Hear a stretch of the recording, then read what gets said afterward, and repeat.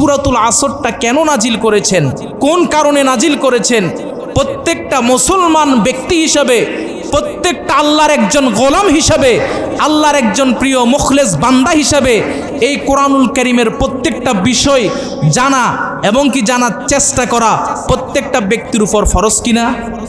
আউযু বিল্লাহি মিনাশ শাইতানির রাজীম। বিসমিল্লাহির রাহমানির রাহিম।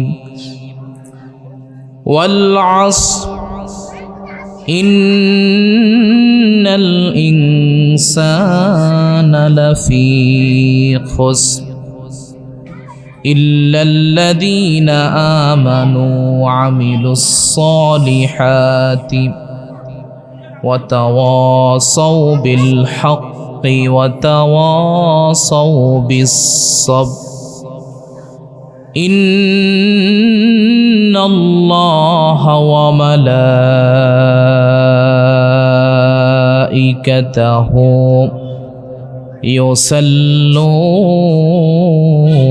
يصلون على النبي يا أيها الذين آمنوا صلوا عليه وسلموا تسليما اللهم صل على سيدنا مولانا محمد وعلى آل سيدنا مولانا محمد। আলহামদুলিল্লাহ, আল্লাহ তাআলার দরবারে শুকরিয়া তানাদাই করছি যে মহান রব্বুল আলামিন এমন একটি দিনই মজলিসে আমাদেরকে বসার জন্য, আসার জন্য তৌফিক দান করেছেন। এজন্য আমরা আমাদের সে মহান মনিবের দরবারে শুকরিয়া তানাদাই করছি। আমরা সকলে পড়ছি আলহামদুলিল্লাহ। আল্লাহ রাব্বুল আলামিন কোরআনুল কারীমের মধ্যে 114টি সূরা নাজিল করেছেন। কথা বলুন ঠিক কিনা? 114টি সূরার মধ্যে আল্লাহ রাব্বুল আলামিন, আমি আপনাদের সামনে যে সূরাটা তেলাওয়াত করেছি এই সূরাটার ক্রমিক নাম্বার হচ্ছে 103 নাম্বার। কত নাম্বার? 103 নাম্বার। এই সূরাটাতে 3টি আয়াতে কারিমা আছে। কয়টি আয়াতে কারিমা আছে? 3টি। এই সূরাটাতে 1টি রুকু। কয়টি রুকু? 1টি রুকু। এই সূরাটা মাক্কি সূরা। সূরাটা কি সূরা? মাক্কি সূরা। আল্লাহ রাব্বুল আলামিন এই পৃথিবীর মানব জাতিকে কোরআন সুন্নাহর পথে ধাবিত করার জন্য, কোরআন সুন্নাহর রঙে রঙিন করার জন্য এই পৃথিবীর মধ্যে আল্লাহ রাব্বুল আলামিন অসংখ্য নবী এবং রাসূল প্রেরণ করেছেন কিনা? সমস্ত নবী এবং রাসূলের দাওয়াত ছিল এক আল্লাহর দিকে। ঠিক তারই ধারাবাহিকতায় আজকে আমাদের প্রিয় যুবক ভাইয়েরা সৎ কাজের দিকে, কোরআন সুন্নাহর দিকে আহ্বান করার জন্য আজকের এই পাশাকুটির যুবক ভাইয়েরা আজকে এত সুন্দর একটি আয়োজন করেছেন। এটি আমাদের জন্য অত্যন্ত গর্বের বিষয়। কথা বলুন ঠিক কিনা? আল্লাহ রাব্বুল আলামিন সূরাতুল আসরটা নাজিল করেছেন। এখানে খুবই গুরুত্বপূর্ণ কিছু বিষয় এখানে আল্লাহ রাব্বুল আলামিন মানব জাতিকে মেসেজ দিতে চেয়েছিলেন। সম্মানিত প্রিয় ভাইয়েরা, সূরাতুল আসরটা এমন একটি সূরা, এই সূরাটা সম্পর্কে হাদিস শরীফের মধ্যে পাওয়া যায় সাহাবাই কেরামদের মধ্যে এমন ব্যক্তি ছিল, স্পেশালিভাবে 2 জন ব্যক্তি ছিল। তারা যখন একজন একজনের সাথে দেখা হতো, তখন তারা যখন একজন আরেকজনের সাথে দেখা করে পৃথক হইতো, পৃথক হওয়ার সময় তখন তারা এ সূরাতুল আসরটা শুনানো ছাড়া একজন আরেকজনের কাছ থেকে পৃথক হতেন না। সুবহানাল্লাহ পড়েন। এবং কি ইমাম শাফি রাহিমাহুল্লাহ তিনি বলেছেন, কোনো মানুষ যদি নিজেকে পরিপূর্ণ একজন মুমিন বান্দা বানাতে চায়, নিজেকে একজন শ্রেষ্ঠ আবেদ বান্দা বানাতে চায়, আল্লাহর হেদায়েতকৃত বান্দা বানাতে চায়, তাহলে ওই ব্যক্তির জন্য সূরাতুল আসরটাই যথেষ্ট। সুবহানাল্লাহ পড়েন। তাহলে এই সূরাতুল আসরের দাম আছে কিনা নাই? অবশ্যই আছে কিনা নাই? এই সূরাটা কোন উদ্দেশ্যে নাজিল হয়েছে, কোন কারণে সূরাটা নাজিল হয়েছে, মুসলমান হিসাবে সেই জিনিসগুলো আমার আপনার জানা দরকার আছে কিনা নাই? এই সূরাটা মনে করেন যে কারণে নাজিল হয়েছে, তাফসিরের ভাষায় সেটাকে বলা হয় শানে নজুল, বাংলাতে বলা হয় ব্যাকগ্রাউন্ড, বাংলাতে বলা হয় প্রেক্ষাপট বা ঘটনা, ইংরেজিতে বলা হয় ব্যাকগ্রাউন্ড। কি বলা হয়? ব্যাকগ্রাউন্ড। কারণ আমি আপনি হচ্ছি মুসলমান, মুসলমানের জন্য কোরআনুল কারীম পুরুষ হোক কিংবা নারী হোক, প্রত্যেক মুসলমানের জন্য কোরআনুল কারীম শিক্ষা করা হচ্ছে ফরজ। কথা বলুন ঠিক কিনা? এখন এই কোরআনুল কারীমটা কেন নাজিল হয়েছে? সম্মানিত ভাইয়েরা আমার, রাসূল করিম সাল্লাল্লাহু আলাইহি সাল্লাতু ওয়াসসালাম তিনি যখন মক্কার কুরাইশ বংশে তিনি যখন জন্মগ্রহণ করেছিলেন, যখন তিনি এই পৃথিবীর বুকে তাশরিফ এনেছিলেন, 40 বছর পর্যন্ত তিনি নবী, অর্থাৎ 40 বছর পর্যন্ত তিনি মানুষকে নামাজের দাওয়াত দেন নাই। দিয়েছেন কিনা? তিনি মানুষকে রোজা রাখার জন্য বলে নাই, তিনি মানুষকে হজ করার জন্য বলে নাই, তিনি মানুষকে নামাজের প্রতি আহ্বান করেন নাই। কারণ আল্লাহ তাআলা উনাকে আদেশ করেন নাই 40 বছরের ভিতরে। আদেশ করছে কিনা? কারণ 40 বছর পরে আমার আপনার নবী নবুয়ত পেয়েছেন, নবুয়ত পাওয়ার পরে তিনি এভাবে সৎ কাজের আদেশ দিয়েছেন এবং অসৎ কাজ থেকে মানব জাতিকে নিষেধ করেছেন। কথা বলুন ঠিক কিনা? 40 বছরের আগে তিনি কাউকে নামাজের দাওয়াত দেন নাই, রোজার দাওয়াত দেন নাই, তিনি কাউকে হজের দাওয়াত দেন নাই। কিন্তু 40 বছর 6 মাস যখন চলে গেল, হেরা পর্বতে যখন তিনি ধ্যানমগ্ন ছিলেন, ধ্যানমগ্ন অবস্থায় আল্লাহ রাব্বুল আলামিন কোরআনুল কারীমের, আল্লাহ রাব্বুল আলামিন কোরআনুল কারীমের সূরাতুল আলাকের 5টি আয়াতে কারিমা আল্লাহ রাব্বুল আলামিন সর্বপ্রথম আমার আপনার নবীর প্রতি অবতীর্ণ করেন। সুবহানাল্লাহ পড়েন। আল্লাহ রাব্বুল আলামিন বলেন, ইকরা বিসমি রাব্বিকাল্লাযী খলাক, খলাকাল ইনসানা মিন আলাক। এভাবে 5টি আয়াতে কারিমা আল্লাহ রাব্বুল আলামিন আমার আপনার নবীর প্রতি নাজিল করেন। সুবহানাল্লাহ পড়েন। আমার আপনার নবীর প্রতি যখন 5টি আয়াতে কারিমা সূরাতুল আলাক থেকে নাজিল করলেন, ঠিক এরপরে আল্লাহ রাব্বুল আলামিনের হাবিব আমার আপনার প্রিয় নবী তিনি মানুষদেরকে বলতে লাগলেন, ইয়া আইয়ুহান নাস কুলু লা ইলাহা ইল্লাল্লাহ তুফলিহুন। সুবহানাল্লাহ পড়েন। আল্লাহর প্রিয় হাবিব বলতে লাগলেন, ও আমার কওমের বাসীরা, ও আমার প্রিয় ভাইয়েরা, তোমরা এক আল্লাহ ব্যতীত কোনো মানুষকে মেনো না, একমাত্র আল্লাহর ইবাদত তোমাদেরকে করতে হবে। আল্লাহর ইবাদত তোমাদেরকে, আল্লাহর ইবাদত করে করে তোমাদের জীবনটা অতিবাহিত করতে হবে। আল্লাহর ইবাদত ছাড়া দুনিয়াতে আর কোনো মানুষের ইবাদত করা যাবে না। একমাত্র আল্লাহর প্রতি ঈমান আনতে হবে। আল্লাহর প্রতি ঈমান আনলে তোমরা দুনিয়াতেও সাফল্য লাভ করবে এবং কাল ময়দানে মহাশারেও তোমরা সাফল্য লাভ করবে। সুবহানাল্লাহ পড়েন। এইভাবে যখন নবী আলাইহিস সালাম মানুষদেরকে দ্বীনের দাওয়াত দিতে লাগলেন, কোরআনের দিকে আনতে লাগলেন, সুন্নাহর দিকে আনতে লাগলেন, আমার প্রিয় ভাইয়েরা, তখন আমার আপনার নবীর বিরুদ্ধে মানুষ দাঁড়িয়ে গিয়েছিল। 40 বছরের আগে আমার নবীর কাছে মানুষ দিনার দিরহাম পর্যন্ত রেখেছিল।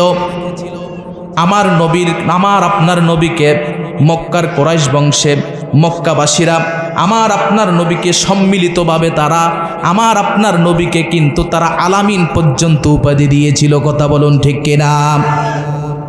কিন্তু যখন 40 বছর 6 মাস পরে যখন আমার আপনার নবীর প্রতি আল্লাহ কুরআন নাজিল করেন, যখন নবী সমাজে বাস্তব কথাটা তুলে ধরলেন, সমাজের সত্য কথাটা যখন মানুষকে জানাতে লাগলেন, ও মানুষেরা, এক আল্লাহ ব্যতীত তোমরা কারো ইবাদত করো না, কোনো মানুষের কাছে মাথা নত করো না, কোনো মানুষের কাছে তোমরা মাথা নত করতে পারবে না, তোমরা একমাত্র কেবলমাত্র শুধু তোমরা এক আল্লাহর প্রতি তোমরা ঈমান আনয়ন করো। যদি আল্লাহর প্রতি ঈমান আনয়ন করতে পারো, তুমি দুনিয়াতেও সাফল্য হতে পারবে, তুমি ময়দানে মহাশরেও তুমি সাফল্য হতে পারবে। কথা বলুন ঠিক কিনা? এভাবে যখন নবী দ্বীনের দাওয়াত দিতে লাগলেন, ঠিক আমার আপনার নবীকে তখন মানুষ বলতে লাগলো, যারা নবীর কাছে দিনার দিরহাম রেখেছিল, যারা নবীকে আলামিন উপাধি দিয়েছিল, তারা বলতে লাগলো যে মুহাম্মদ সাল্লাল্লাহু আলাইহি সাল্লাম, তারা বলতে লাগলো মুহাম্মদুর রাসূলুল্লাহ সাল্লাল্লাহু আলাইহি সাল্লাম একেবারে লসের মধ্যে আছে, ক্ষতির মধ্যে আছে, একেবারে ক্ষতির মধ্যে তিনি নিমজ্জিত আছেন। কারণ তিনি আগেই তো ভালো ছিলেন, এখন কিসের আল্লাহ দাওয়াত দিচ্ছে? অর্থাৎ মুহাম্মদুর রাসূলুল্লাহ সাল্লাল্লাহু আলাইহি সাল্লাম অনেক ক্ষতির মধ্যে আছেন। নাউজুবিল্লাহ বলেন। ঠিক তারই প্রেক্ষাপটে আল্লাহ রাব্বুল আলামিন কুরআনুল কারীমের মধ্যে 103 নম্বর সূরা মানব জাতির জন্য নাজিল করে তিনি বলতে চাচ্ছেন, ও আমার প্রিয় মানুষেরা, ও আল্লাহর হাবিব, আপনি শুনে রাখুন, ওয়াল আসর, আমি সময়ের কসম খেয়ে বলছি, আমি সময়ের কসম খেয়ে বলছি, ইন্নাল ইনসানা লাফি খুসর, দুনিয়ার সমস্ত মানুষগুলি ক্ষতির মধ্যে নিমজ্জিত। তার মানে আপনি ক্ষতির মধ্যে নিমজ্জিত না, বরং আপনাকে যারা বলেছে ক্ষতির মধ্যে নিমজ্জিত, মুহাম্মদ ক্ষতির মধ্যে নিমজ্জিত হয়েছে, মুহাম্মদ আগেই তো ভালো ছিল, আপনি পেরেশান হইয়েন না, আপনি চিন্তিত হইয়েন না, কারণ আপনাকে যারা বলেছে আপনি ক্ষতির মধ্যে নিমজ্জিত, বরং তারাই হচ্ছে ক্ষতির মধ্যে নিমজ্জিত। সুবহানাল্লাহ পড়েন। এভাবে আল্লাহ তাআলা সূরাতুল আসরটা এভাবে নাজিল করে আমার আপনার নবীকে সান্ত্বনা দিলেন, হে আল্লাহর হাবিব, আমি সময়ের কসম খেয়ে বলতেছি, আপনি ক্ষতির মধ্যে নিমজ্জিত না, পৃথিবীর সিংহভাগ মানুষই ক্ষতির মধ্যে নিমজ্জিত। নাউজুবিল্লাহ বলেন। এজন্য আমার ভাইয়েরা, আল্লাহ রাব্বুল আলামিন এখানে বলেছেন, ইন্নাল ইনসানা লাফি খুসর, নিশ্চয় সমস্ত মানুষগুলি ক্ষতির মধ্যে নিমজ্জিত। এখন আমার আপনাদের কাছে প্রশ্ন, আল্লাহ তাআলা যেহেতু বলেছেন অধিকাংশ মানুষগুলি ক্ষতির মধ্যে নিমজ্জিত, আল্লাহর কথা কি মিথ্যা হতে পারে? আল্লাহ কি সবসময় সত্য কথা বলে কিনা? আল্লাহ তাআলা সবসময় সত্যি কথা বলে। তাহলে আল্লাহর কথার আলোকে যারা মিথ্যাবাদী, যারা ক্ষতির মধ্যে নিমজ্জিত, তাদেরকে অবশ্যই অবশ্যই তওবা করে সঠিক পথে আসতে হবে। কথা বলুন ঠিক কিনা? আল্লাহ রাব্বুল আলামিন পরবর্তী আয়াতে কারিমার মধ্যে বলতেছেন, তবে 4 ধরনের ব্যক্তি ছাড়া পৃথিবীর সমস্ত মানুষগুলি ক্ষতির মধ্যে নিমজ্জিত। 4 ধরনের ব্যক্তি আমরা শুনতে চাই কিনা? 4 ধরনের ব্যক্তি কারা? 4 ধরনের ব্যক্তি যারা, তাদের পরিচয় জানা দরকার আছে কিনা নাই? আল্লাহর হাবিব সাল্লাল্লাহু আলাইহি সাল্লাতু ওয়াস সালামকে যখন বলতে লাগলো আপনি ক্ষতির মধ্যে নিমজ্জিত, মুহাম্মদ আগেই তো ভালো ছিল, মুহাম্মদ আগেই তো ভালো ছিল, কারণ মুহাম্মদ এখন আল্লাহর দাওয়াত দিচ্ছে। মুহাম্মদ সাল্লাল্লাহু আলাইহি সাল্লামকে তখন মক্কার কাফেররা বলতে লাগলো মুহাম্মদ হচ্ছে জাদুকর, মুহাম্মদ হচ্ছে গণক, মুহাম্মদ হচ্ছে বদমাইশ, এভাবে বিভিন্ন ট্যাগ লাগিয়ে আপনার নবীর বিরুদ্ধে মানুষদেরকে লাগিয়ে দিল। নাউজুবিল্লাহ বলেন। আমার প্রিয় ভাইয়েরা, এভাবে নবী পেরেশান হয়ে গেল, চিন্তিত হয়ে গেল। আমার আপনার নবীকে আল্লাহ তাআলা সান্ত্বনা দিলেন, হে নবী, আপনি অবশ্যই ভালো, আপনি ক্ষতির মধ্যে নিমজ্জিত না। যারা আপনার বিরুদ্ধাচরণ করে বরং তারাই হচ্ছে ক্ষতির মধ্যে নিমজ্জিত। এখন আল্লাহ রাব্বুল আলামিন বুঝাতে চাচ্ছেন সমস্ত মানুষগুলো হচ্ছে ক্ষতিগ্রস্ত। 4 ধরনের ব্যক্তি ছাড়া 1 নাম্বার ব্যক্তি হচ্ছে ইল্লাল্লাযীনা আমানু। 1 নাম্বার যারা ঈমান আনয়ন করে আল্লাহর প্রতি, ওই ব্যক্তিগুলো কখনো ক্ষতিগ্রস্ত হতে পারে না। হতে পারে কিনা? তাহলে আমাদেরকে কার প্রতি ঈমান আনতে হবে? আল্লাহর প্রতি ঈমান আনতে হবে। আল্লাহর প্রতি ঈমান আনলে আপনাকে অনেকে অনেকভাবে হ্যারাসমেন্ট করতে পারে, অনেকে অনেকভাবে, আপনি যখন সমাজের বাস্তব কথা আপনি তুলে ধরবেন, আপনাকে অনেকভাবে অন্যায় আপনার উপরে নির্যাতনের স্টিম রোলার চালাতে পারে। কথা বলুন ঠিক কিনা? ঠিক আল্লাহ রাব্বুল আলামিন বলেছেন, ইন্নাল্লাযীনা ক্বালু রাব্বুনাল্লাহ থুম্মা ইসতাকামু তাতানাজ্জালু আলাইহিমুল মালাইকা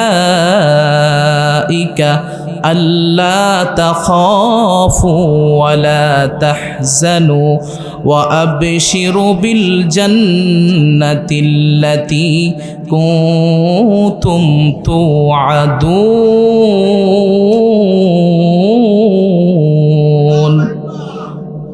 আল্লাহ রাব্বুল আলামিন বলেন, ইন্নাল্লাযীনা ক্বালু রাব্বুনাল্লাহ, যারা বলে আমার রব, আমার প্রতিপালক হচ্ছে আল্লাহ, সুম্মা ইসতাকামু, এবং কি এই কথার উপর সর্বাবস্থায় অটল থাকে, ইস্তেকামাত থাকে, সব সময় অবিচল থাকে। তাতানাজ্জালু আলাইহিমুল মালাইকা, যারা আল্লাহর প্রতি ঈমান আনয়ন করে সমাজে যখন সত্যের উপদেশ দিবে, বাস্তব কথা বলবে, বান্দা তুমি যখন বাস্তব কথা বলতে যাও তখন তোমার বিরুদ্ধে মানুষ লেগে যেতে পারে, তবে তুমি বান্দা চিন্তা করো না, পেরেশানি হইও না।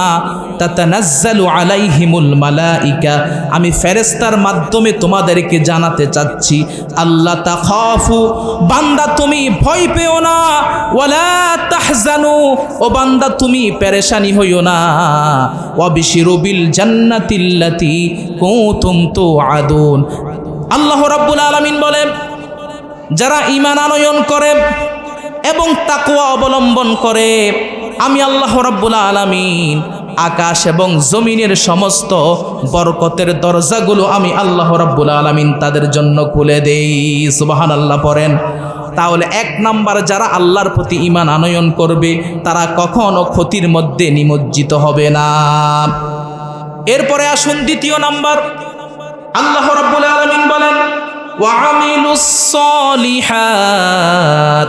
2 নাম্বার, যারা নেক আমল করে তারা কখনো ক্ষতিগ্রস্ত হতে পারে না। যারা আল্লাহর প্রতি ঈমান আনয়ন করে, যারা আল্লাহর প্রতি ঈমান আনয়ন করে, আল্লাহর প্রতি অবিচল থাকে, আল্লাহ যেভাবে হুকুম করেছেন এভাবে মানুষদেরকে নেক কাজের আদেশ দেয়, মানুষদেরকে অসৎ কাজ থেকে নিষেধ করে, নেক কাজগুলো যারা করে, এভাবে যারা নেক কাজ করে তারা কখনো ক্ষতিগ্রস্ত হতে পারে না। ঠিক কিনা বলেন? এরপর আল্লাহ রাব্বুল আলামিন বললেন, ওয়াতাওয়াসাউ বিল হক। 3 নাম্বার হচ্ছে যারা সমাজে সত্যের উপদেশ দেয়, সর্বাবস্থায় হক কথা বলে, কারো দিকে তাকিয়ে কারো রক্তচক্ষুকে ভয় করে তারা কথা বলে না, সামনে যে কথাটা বলে পিছনে একই কথা বলে। 1 নাম্বার হচ্ছে যারা সর্বদা হক কথা বলে, মানুষদেরকে সত্যের উপদেশ দেয়, তারা কখনো ক্ষতির মধ্যে নিমজ্জিত হতে পারে না। সুবহানাল্লাহ পড়েন। কেমন সত্য? সত্যটা কেমন? ইনসাফটা কেমন? মাখজাম গোত্রের একজন নারী ছিলেন। কি গোত্রের নারী? মাখজাম গোত্রের। ওই মাখজাম গোত্রের নারীটা তিনি চুরি করেছিলেন, চুরি করার পর তিনি যখন ধরা খেলেন তখন রাসূলের দরবারে ওই নারীটাকে নেওয়া হলো। রাসূলের দরবারে যখন নারীটাকে নেওয়া হলো, ওগো রাসূল, মাখজাম গোত্রের নারীটা চুরি করেছে, আপনি ফায়সালা করে দেন। রাসূল বলল, হ্যাঁ অবশ্যই, যেহেতু এই নারীটা চুরি করেছে তাহলে তার হাত কেটে ফেলতে হবে। রাসূল ফায়সালা দিয়ে দিয়েছেন, তার হাতটা তুমি কেটে ফেলো। এভাবে যখন রাসূল ফায়সালা দিয়ে দিলেন, তখন তৎকালীন মাখজাম গোত্রটা ছিল একেবারে বংশীয় গোত্র, সম্মানীয় গোত্র। তখন বংশের সম্মানীয় গোত্র অন্যান্য গোত্ররা চিন্তা করল, আল্লাহর হাবিব এভাবে মাখজাম গোত্রের নারীকে হাত কাটার জন্য বলেছে। ও আমার প্রিয় ভাইয়েরা, তিনি তো সম্মানীয় গোত্রের একজন নারী।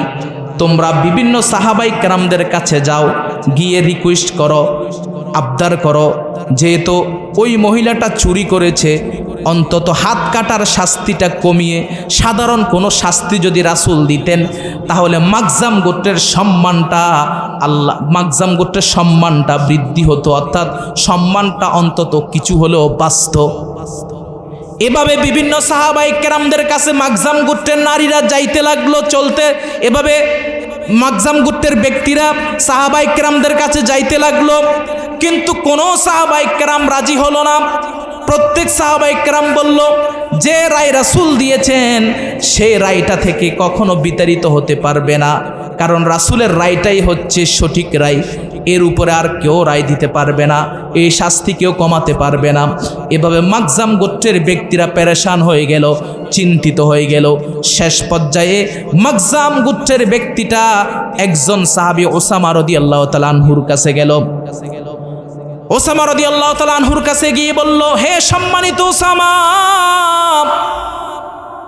আমাদের মাখজাম গোত্রের এই মহিলা চুরি করেছে, রাসূল এভাবে রায় দিয়েছে। আপনি যদি রাসূলের দরবারে যেতেন, গিয়ে আপনি বলবেন শুধু এই মহিলার রায়টা যেন একটু লাঘব করে দেয়, কমিয়ে দেয়, তাহলে মাখজাম গোত্রের সম্মানটা রক্ষা পেত। তখন এইভাবে ওসামা বলল, আচ্ছা তোমরা যেহেতু বারবার করে বলতেছ, আমি রাসূলের দরবারে গিয়ে সেই কথাটা আমি উপস্থাপনা করব। রাসূল যদি সেই কথাটা মানে, আমি চেষ্টা করব মাখজাম গোত্রের নারীটার হাত কাটার রায়টা যেন রাসূল লাঘব করে দেয়। ঠিক এই তাদের কথা শুনে ওসামা রাদিয়াল্লাহু তাআলা আনহু রাসূলের দরবারে গেল। রাসূলের দরবারে গিয়ে বলল, ইয়া রাসূলাল্লাহ, ইয়া হাবিবাল্লাহ, ওগো আল্লাহর রাসূল, আপনার কাছে একটি প্রস্তাব নিয়ে এসেছি। কি প্রস্তাব? ওই যে মাখজাম গোত্রের নারীটা চুরি করেছে, চুরি করার কারণে আপনি তাকে হাত কাটার জন্য রায় দিয়েছেন, প্রস্তাব দিয়েছেন। যদি হাতটা আপনি কাটার রায়টা যদি আপনি কমিয়ে দেন, তাহলে বিশেষ করে মাখজাম গোত্রটা একজন সম্মানীয় গোত্র, তাদের সম্মানটা একটু অন্তত বৃদ্ধি পেত, অর্থাৎ তাদের সম্মানটা একটু হলেও বাঁচত যদি আপনি এই রায়টাকে একটু কমাইয়া দেন।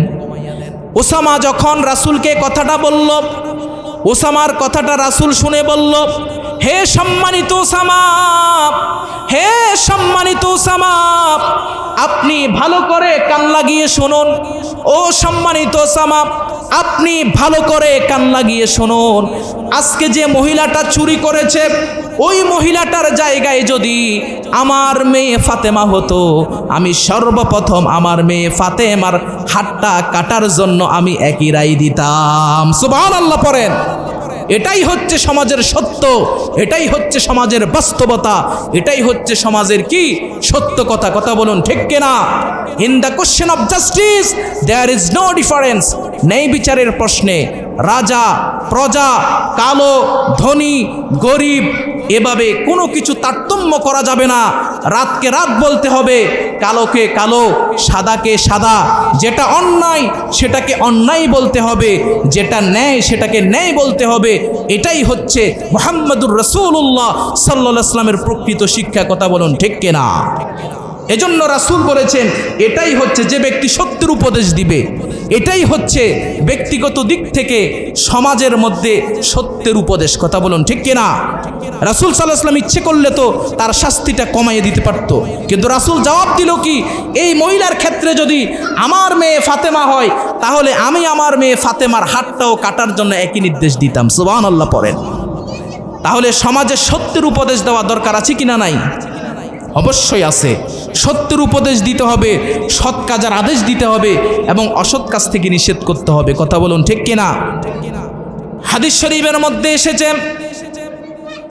রাসূল করিম সাল্লাল্লাহু আলাইহি সাল্লাম বলেছেন, ক্বালা ওয়াল্লাযী নাফসি বিয়াদিহি, যে সত্তার হাতে আমার প্রাণ, সেই সত্তার শপথ, লাতা'মুরুন্না বিল মা'রুফি, তোমরা অবশ্যই সৎ কাজের আদেশ দিবে, ওয়ালা তানহাউন্না আনিল মুনকার, এবং অসৎ কাজ থেকে তোমরা মানুষকে নিষেধ করবে।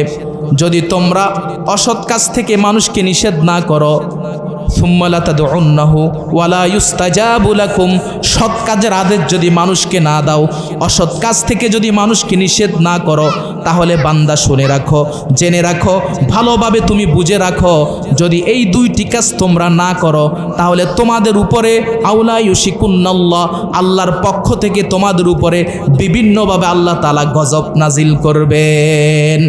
তাহলে সমাজে সত্য কথা বলতে গেলে সৎ কাজের আদেশ, অসৎ কাজ থেকে আমাকে এভাবে মানুষকে নিষেধ করতে হবে। কথা বলুন ঠিক কিনা? যদি কোনো মানুষ সৎ কাজের আদেশ না দেয়, অসৎ কাজ থেকে মানুষদেরকে নিষেধ না করে, তাহলে আল্লাহ তাআলা বলেছেন ওই সম্প্রদায়ের উপর বিভিন্ন গজব নাজিল করেন। নাউজুবিল্লাহ বলেন। শুধু তাই নয়, সৎ কাজের আদেশ না দিয়ে অসৎ কাজ থেকে নিষেধ না করে কোনো মানুষ যদি, বিশেষ করে এভাবে অসৎ কাজে নিষেধ না করে কোনো মানুষ যদি নামাজ পড়ে, রোজা রাখে, হজ করে, জাকাত প্রদান করে, আল্লাহকে আল্লাহ আল্লাহ বলতে সে একেবারে কপালের মধ্যে কালো দাগ লাগিয়ে ফেলল, আল্লাহর হাবিব বলেছেন সুম্মা লা তাদউন্নাহু, আল্লাহ তাআলা তার দোয়া কবুল করবেন না, ওয়ালা ইউস্তাজাবু লাকুম, আল্লাহকে যদি বান্দা যতই ডাকে, সৎ কাজের আদেশ না দেওয়ার কারণে, অসৎ কাজ থেকে মানুষকে নিষেধ না করার কারণে আল্লাহ তাআলা ওই ব্যক্তির ইবাদতের জবাব কখনো আল্লাহ তাআলা দিবেন না। ঠিক কিনা বলেন? তাহলে আপনি যদি ইবাদত কবুল করাতে চান, আপনার ইবাদতটা আল্লাহর কাছে গ্রহণযোগ্য হোক, তাহলে আপনাকে সমাজে সত্যের উপদেশ দিতে হবে। কথা বলুন ঠিক কিনা? আপনাকে অসৎ কাজ থেকে মানুষদেরকে নিষেধ করতে হবে। আল্লাহ রাব্বুল আলামিন বলেছে, আল্লাহ রাব্বুল আলামিন বলেন, কুনতুম খায়রা উম্মাতিন উখরিজাত লিন্নাস তা'মুরুনা বিল মা'রুফি ওয়া তানহাউনা আনিল মুনকার ওয়া তু'মিনুনা বিল্লাহ। আল্লাহ রাব্বুল আলামিন বলেন, কুনতুম খায়রা উম্মাহ, বান্দা তোমরাই হচ্ছে শ্রেষ্ঠ জাতি, তোমাদেরকে পৃথিবীর মধ্যে বের করা হয়েছে মানুষকে সৎ কাজের আদেশ দেওয়ার জন্য, অসৎ কাজ থেকে নিষেধ করার জন্য, এবং এক আল্লাহর প্রতি তোমাদেরকে ঈমান আনয়ন করার জন্য।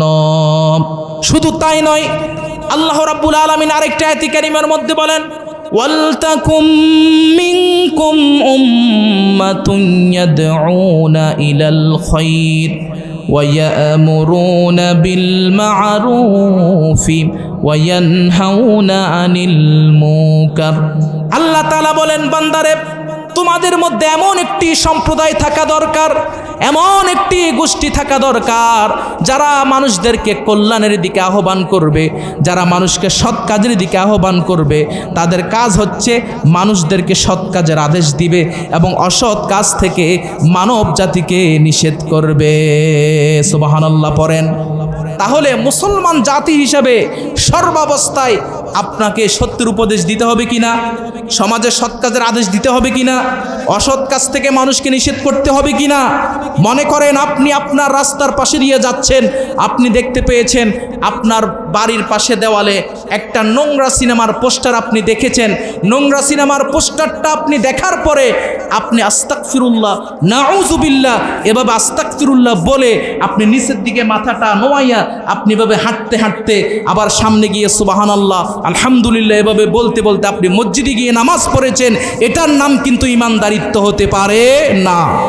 ইমানদারিত্ব হচ্ছে সেটার নাম, আপনি যখন সমাজে কোনো অন্যায় দেখবেন, সমাজে যখন কোনো অশ্লীলতা দেখবেন, সমাজে যখন কোনো কুসংস্কার দেখবেন, তখন আপনি যদি ওই নোংরা সিনেমার পোস্টারটা দেখার পর আপনি মনে মনে প্রতিজ্ঞা করা দরকার ছিল, আপনি মনে মনে প্রত্যয় করা দরকার ছিল, আমার সমাজ থেকে কিভাবে এই নোংরা সিনেমার পোস্টার উঠানো যায়, আমার সমাজ থেকে কিভাবে এভাবে মানুষদেরকে অন্যায় অশ্লীলতা থেকে, আমার সমাজ থেকে কিভাবে অন্যায় অশ্লীলতা এগুলো দূর করা যায়, এভাবে অন্যায়ের বিরুদ্ধে প্রতিবাদ করা যায়, এভাবে আপনার প্রত্যয় করা দরকার ছিল।